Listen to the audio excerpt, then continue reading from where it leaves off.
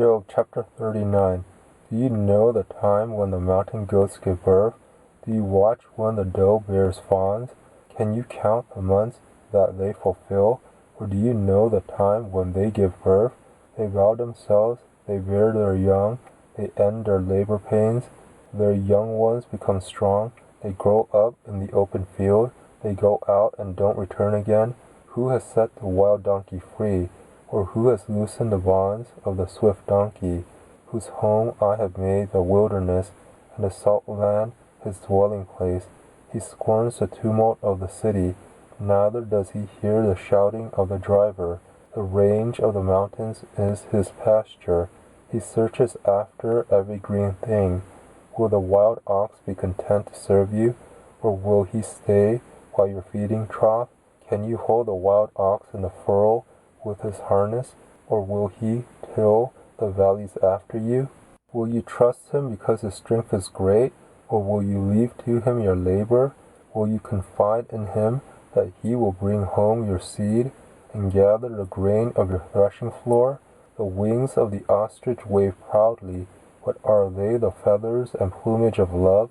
For she leaves her eggs on the earth, warms them in the dust, and forgets that the foot may crush them, or that the wild animal may trample them.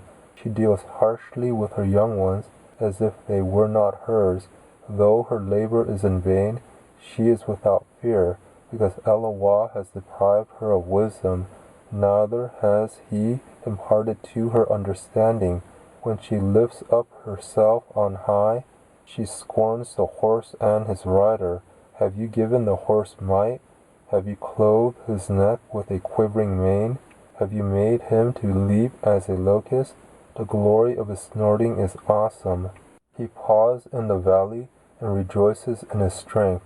He goes out to meet the armed men. He mocks at fear and is not dismayed. Neither does he turn back from the sword. The quiver rattles against him, the flashing spear and the javelin. He eats up the ground with fierceness and rage. Neither does he stand still at the sound of the trumpet. As often as the trumpet sounds, he snores, Aha! He smells the battle afar off, the thunder of the captains and the shouting. Is it by your wisdom that the hawk soars and stretches her wings toward the south? Is it at your command that the eagle mounts up and makes his nest on high? On the cliff he dwells and makes his home, on the point of the cliff and the stronghold. From there he spies out the prey. His eyes see it afar off.